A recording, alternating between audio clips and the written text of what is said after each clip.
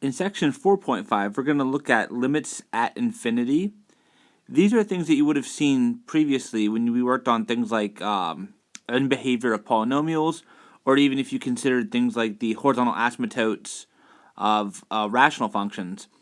So instead of looking at what happens in a limit when x approaches a finite value c, we're going to look at what happens to a function value as the independent variable x becomes unbounded, meaning as x either approaches negative infinity or positive infinity.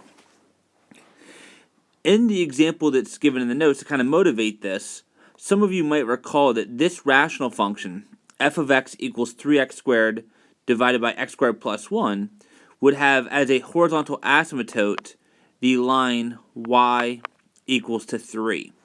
And where we would see that from is, first of all, both numerator and denominator have the same highest power of x. Therefore, the horizontal asymptote in this case would be the ratio of the leading coefficients, which is 3 over 1, or 3.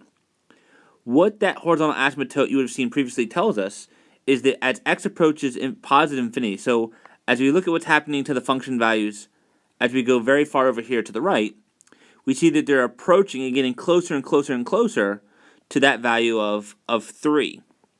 The way that we would represent that is we would say that the limit as x approaches infinity of f of x equals to 3.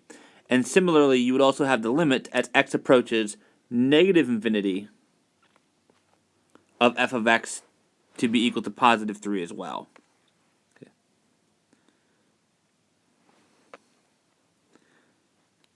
One of the ways, if you were to take like an old school style table approach, you could do a table on something like this as x would approach positive infinity.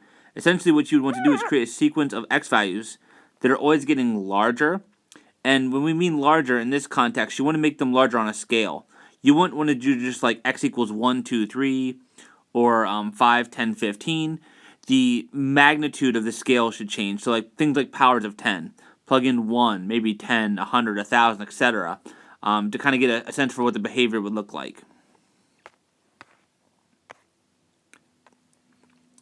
Much like how we had the epsilon delta definition when it came to a limit as x approaches a finite point c, we also can write out the epsilon delta definitions of limits at infinity. I'll let you kind of go ahead and read these on your own. They're in the notes. A reminder of what we called a horizontal asymptote. You should have seen this in a previous class, but the line y equals to L is a horizontal asymptote of the graph of f when either the limit as x approaches negative infinity of f of x is equal to L, or the limit as x approaches infinity of f of x equals to L. So if x approaches approaches a limit as x approaches either negative infinity or positive infinity, then y equals that limit value would be the equation of the horizontal asymptote. A theorem that we'll get a lot of use out of, which will help us to resolve some limits of some functions at infinity, is theorem 4.10. Suppose we have r as a positive rational number and c as any real number, then it's true that the limit as x approaches infinity of c divided by x to the r will be equal to 0. Because the exponent r of x is positive, when x approaches positive infinity, what's essentially going to happen is this denominator is going to get larger and larger and larger, and we consistently divide that constant up top by a larger and larger and larger value. The end result is those fractions get smaller and smaller and smaller, and they will approach 0. And this is true whether x approaches positive infinity or whether x is approaching negative infinity. For a positive integer r, a rational number, the limit as x approaches negative infinity of c over x to the r is equal to 0. And we also kind of need to make sure that this thing is going to be defined. It might be a technicality, but if you had things like, let's say, 4 divided by x to the 1/2, then this limit wouldn't even exist because this function would have domain x strictly greater than 0. But where these things are defined, these are the limits we will get.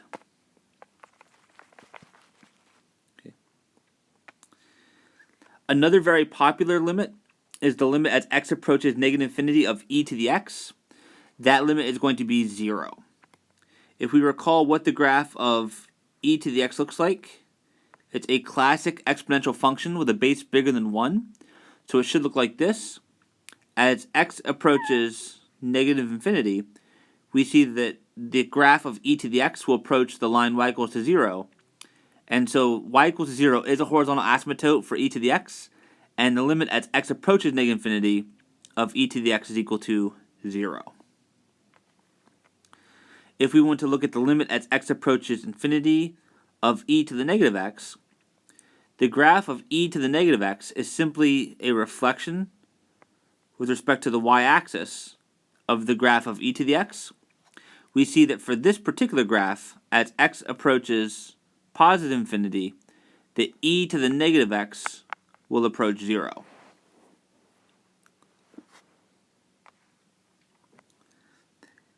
In example 1, let's use some of our limit theorems to see if we can find the following limits. In example 1, part A, we want to find the limit as x approaches to infinity of 5 minus 2 over x squared.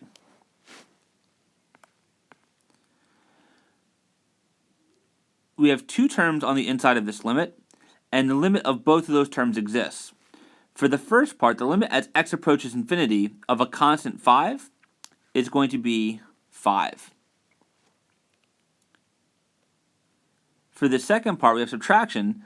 The limit as x approaches infinity of 2 over x squared, according to our limit theorem from above, this should be equal to 0. As x approaches infinity, x squared gets larger and larger and larger, and therefore 2 constantly divided by things that get larger and larger are going to get smaller and approach 0. So this limit is going to be equal to 5. Let's take a look at the next one. This is the limit as x approaches infinity of 3 divided by e over x. If you wanted to make this look more like one of our traditional limit theorems from above, we could rewrite this. This is the limit as x approaches infinity of 3e to the negative x. We know that we're allowed to pull constants outside of a limit. This is the limit as x approaches infinity of e to the negative x. And from above, we know that that limit is equal to 0. Oops, not 3, 0. You wouldn't necessarily have to rewrite this to apply our direct rule from above. I think a lot of us can kind of quickly look at this and qualitatively figure out what's going to happen with the values. As x approaches infinity, the values of e to the x, so remember what e to the x looks like. E to the x looks like this. As x approaches infinity, e to the x is going to approach infinity.